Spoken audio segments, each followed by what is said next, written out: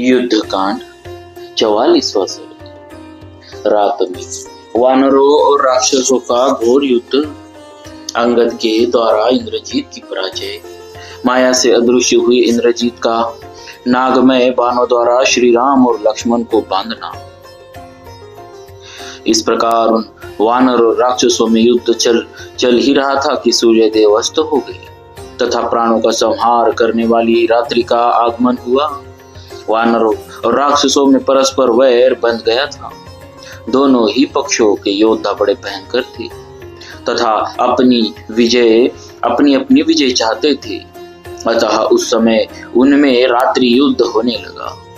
उस दारुण अंधकार में वानर लोग अपने विपक्षी से पूछते थे, क्या तुम राक्षस हो? और राक्षस लोग भी पूछते थे, क्या तुम वानर हो? इस प्रकार पूछ कर सम्रांगन में वे एक दूसरे पर प्रहार करते थे।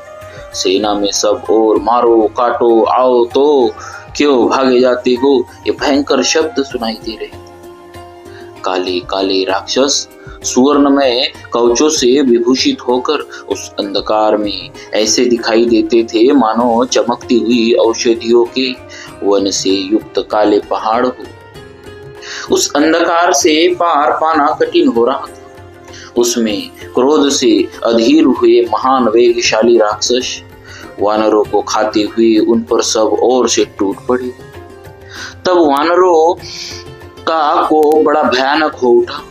वे उछल कर अपने तीखे दांतों द्वारा सुनहरे साज से सजे हुए राक्षस दल के घोड़ों को और विषधर सर्पों के समान दिखाई देने वाले उनके ध्वजों को भी विदीर्ण कर देते थे। बलवान वानरों ने युद्ध में राक्षस सेना के भीतर हलचल मचा दी। वे सब के सब क्रोध से पागल हो रहे थे। अतः हाथियों और हाथी सवारों को तथा ध्वजा पताकाओं से सुशोभित रथों को भी खींच लेते और दांतों से काट कर शत विक्षत कर देते थे। बड़े बड़े राक्षस कभी प्रकट होकर युद्ध करते और कभी अदृश्य हो जाते थे, परंतु श्री राम और लक्ष्मण विषधर सर्पों के समान अपने बाणों द्वारा दृश्य और अदृश्य सभी राक्षसों को मार डालते थे। घोड़ों की टाप से चूर्ण होकर रथ के पहियों से उड़ाई हुई धरती की धूल योद्धाओं के कान और नेत्र बंद कर देती थी। इस प्रकार रोमांचकारी भयंकर संग्राम के छिड़ जाने पर वहां रक्त के प्रवाह को बहाने वाली खून की बड़ी भयंकर नदियां बहने लगी। तदनंतर भीरी मृदंग और पनव आदि बाजों की ध्वनि होने लगी, जो शंखों के शब्द तथा रथ के पहियों की घरघराहट से मिलकर बड़ी अद्भुत जान पड़ती थी। घायल होकर कराहते हुए राक्षसों और शस्त्रों से क्षत विक्षत हुए वानरों का आर्तनाद वहां बड़ा भयंकर प्रतीत होता। शक्ति शूल और फरसों से मारे गए मुख्य वानरों तथा वानरों द्वारा काल के गाल में डाले गए इच्छानुसार रूप धारण करने में समर्थ पर्वताकार राक्षसों से उपलक्षित उस युद्ध भूमि में रक्त के प्रवाह से कीच हो गई थी। उसे पहचानना कठिन हो रहा था तथा वहां ठहरना तो और मुश्किल हो गया था। ऐसा जान पड़ता था उस भूमि को शस्त्र रूपी पुष्पों का उपहार अर्पित किया गया। वानरों और राक्षसों का संहार करने वाली वह भयंकर रजनी काल रात्रि के समान समस्त प्राणियों के लिए दुर्लंघ्य हो गई थी। तदनंतर उस दारुण अंधकार में वहां वे सब राक्षस हर्ष और उत्साह में भरकर बाणों की वर्षा करते हुए श्री राम पर ही धावा करने लगे। उस समय कुपित हो गर्जना करते हुए उन आक्रमणकारी राक्षसों का शब्द प्रलय के समय सातों समुद्रों के महान कोलाहल सा जान पड़ता। तब श्री रामचंद्र जी ने पलक मारते मारते अग्नि ज्वाला के समान 6 भयानक बाणों से निम्नांकित 6 निशाचरों को घायल कर दिया। उनके नाम इस प्रकार है: दुर्धर्ष वीर यज्ञ शत्रु महापार्श्व महोदर महाकाय वज्रदंष्ट्र तथा वे दोनों शुक और सारन श्री राम के बाण समूह से सारे मर्म स्थानों में चोट पहुंचने के कारण वे 6 राक्षस युद्ध छोड़कर भाग गए। इसीलिए उनकी आयु शेष रह गई, जान बच गई। महारथी श्री राम ने अग्निशिखा के समान प्रज्वलित भयंकर बाणों द्वारा पलक मारते मारते संपूर्ण दिशाओं और उनके कोनों को निर्मल प्रकाश पूर्ण कर दिया। दूसरे भी जो राक्षस वीर श्री राम के सामने खड़े थे, वे भी उस प्रकार नष्ट हो गए जैसे आग में पड़कर पतंगे जल जाते हैं। चारों ओर स्वर्णमय पंख वाले बाण गिर रहे थे। उनके प्रभा से वह रजनी जुगनुओं से विचित्र दिखाई देने वाली शरत ऋतु की रात्रि के समान अद्भुत प्रतीत होती। राक्षसों के सिंहनादों और भेड़ियों की आवाजों से वो भयंकर रात्रि और भी भयंकर हो उठी।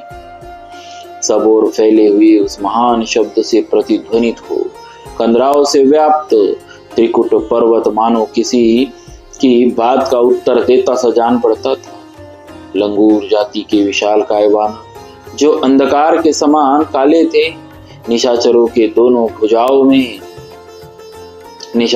दोनों भुजाओं में कसकर मार डालते और उन्हें कुत्ते आदि को खिला देते थे। दूसरी ओर अंगद रणभूमि में शत्रुओं का संहार करने के लिए आगे बढ़े।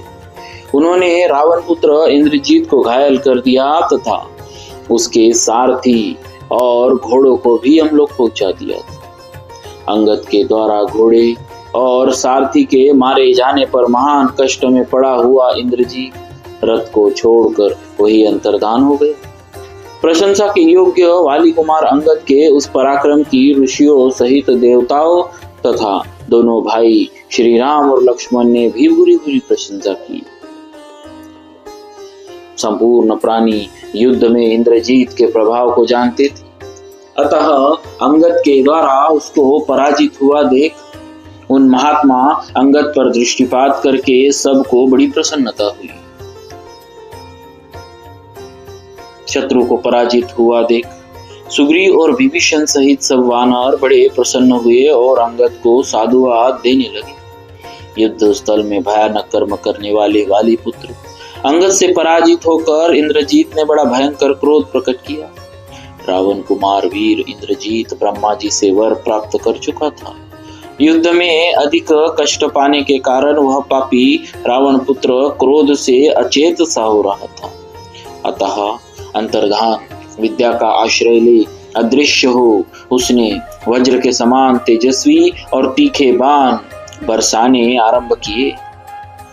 सम्रांगन में कुपित हुए इंद्रजीत ने घोर सर्पमय बाणों द्वारा श्री राम और लक्ष्मण को घायल कर दिया। वे दोनों रघुवंशी बंधु अपने सभी अंगों में चोट खाकर क्षत विक्षत हो रहे थे। माया से आवृत्त हो समस्त प्राणियों के लिए अदृश्य होकर वहां कूट युद्ध करने वाले उस निशाचर ने युद्ध स्थल में दोनों रघुवंशी बंधु श्री राम और लक्ष्मण को मुंह में डालते हुए उन्हें सर्पाकार बाणों के बंधन में बांध लिया। इस प्रकार क्रोध से भरे हुए इंद्रजीत ने उन दोनों पुरुष प्रवर वीरों को सहसा सर्पाकार बाणों द्वारा बांध लिया। उस समय वानरों ने उन्हें नागपाश में बंधा देखा। प्रकट रूप से युद्ध करते हुए जब राक्षस राजकुमार इंद्रजीत उन दोनों राजकुमारों को बाधा देने में समर्थ न हो सका, तब उन पर माया का प्रयोग करने को उतारू हो गया और उन दोनों भाइयों को उस दुरात्मा ने बांध लिया। इस प्रकार श्री वाल्मीकि निर्मित आर्ष रामायण आदि काव्य के युद्ध कांड में 44वां सर्ग पूरा हुआ। बोलिए श्री सीताराम जी महाराज की जय। भक्तवत्सल भगवान की जय।